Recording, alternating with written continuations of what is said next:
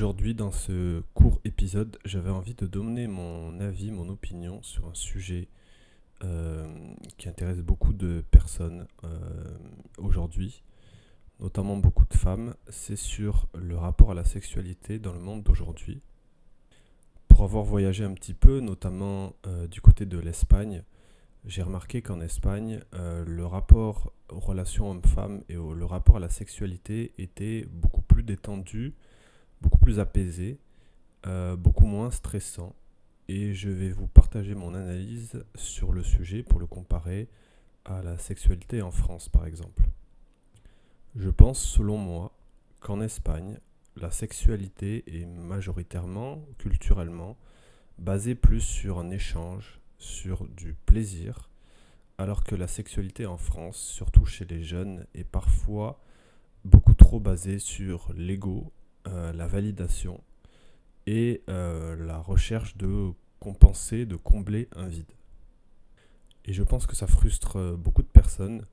notamment les femmes, mais je pense aussi beaucoup les hommes, parce que finalement cette quête de vouloir du sexe pour combler un vide ou pour valider quelque chose en nous, ça nous apaise à un moment, sur le moment, mais à long terme, ça ne répare pas la blessure initiale, ça ne comble pas le vide initial.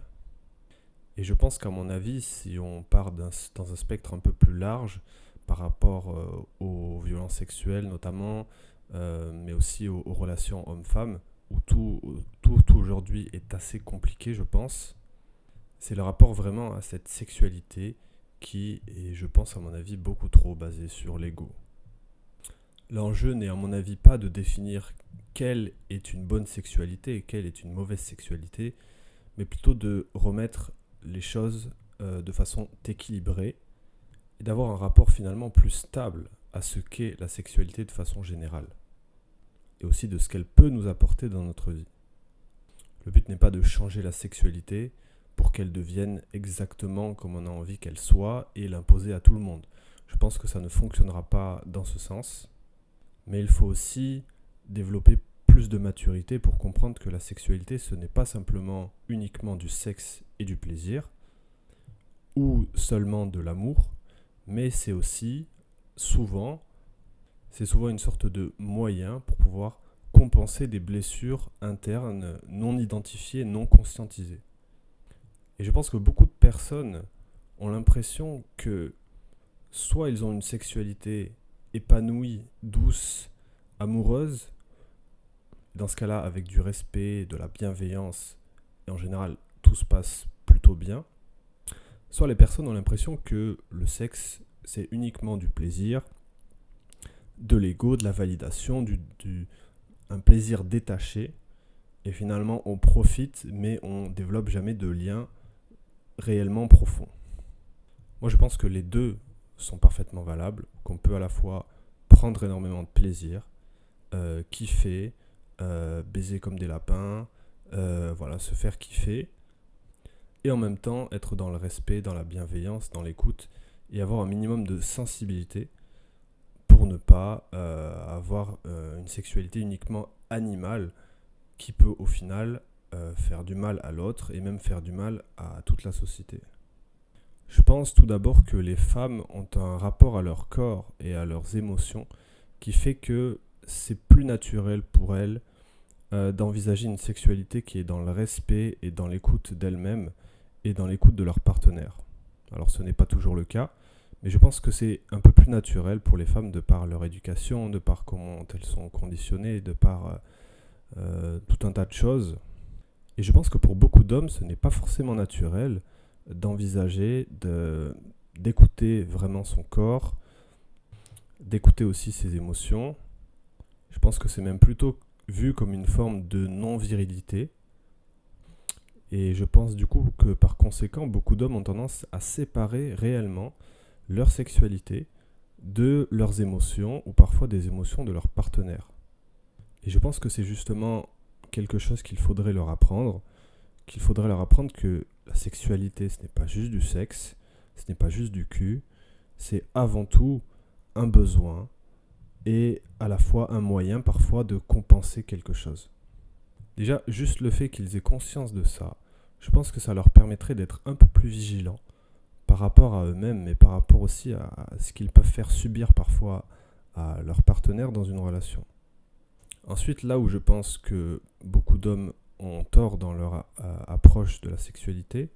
c'est que être dans le respect, la bienveillance et l'écoute ne diminue pas le plaisir sexuel. Ils ont l'impression que ça va diminuer leur plaisir sexuel sur le moment parce qu'ils ont du mal à être à la fois très masculins dans le contrôle de leur sexualité et à la fois dans le respect et dans l'écoute de l'autre parce qu'en fait ils n'ont jamais appris à faire les deux en même temps. Moi ce que je ressens c'est vraiment comme une forme de séparation. Alors évidemment c'est pas pour tous les hommes, je précise, mais je sens vraiment comme une forme de séparation, un côté un peu animal où vraiment j'ai envie de ken, je baise et après c'est bon, j'ai plus envie et je passe à autre chose. Et finalement c'est assez dénué de sentiments et d'émotions et c'est une approche qui à mon avis sur le long terme n'est pas saine pour tout le monde, y compris pour eux-mêmes. Et je pense vraiment qu'une erreur que vous faites vous les mecs, c'est que vraiment vous êtes persuadés que sur le moment c'est la meilleure façon de ressentir du plaisir, c'est justement de séparer ces choses-là, de juste je baise, je tire mon cou et après ça ira mieux. C'est vrai sur le moment, sauf que quelques jours après, une semaine après, le besoin revient instantanément parce qu'en fait le besoin n'est pas forcément un besoin de sexe, mais plutôt un besoin de combler un vide.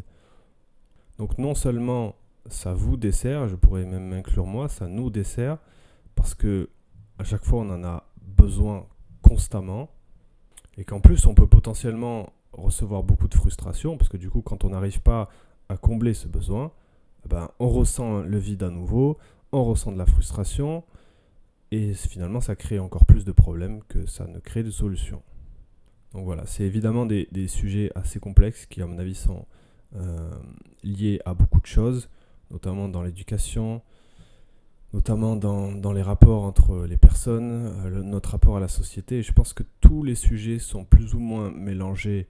à la sexualité et même à beaucoup de choses en général. Mon objectif dans ce petit épisode, c'était juste de faire une ébauche. Ça fait très longtemps que j'ai pas fait de podcast. Et je me suis dit, tiens, pourquoi pas s'y remettre, pourquoi pas partager mes idées et pourquoi pas trouver des oreilles attentives qui pourraient se dire, ok, ce qu'ils partagent, c'est plutôt intéressant, pourquoi pas continuer. Voilà, donc n'hésitez pas à me soutenir, c'était juste un épisode test, comme ça fait très longtemps que j'en ai pas fait. N'hésitez pas à me dire si ça vous a plu, si vous trouvez mes idées ou mes opinions intéressantes. Et n'hésitez pas également à me partager des sujets sur lesquels vous aimeriez discuter. Évidemment, je regarderai chaque commentaire que vous déposerez, il n'y a pas de problème.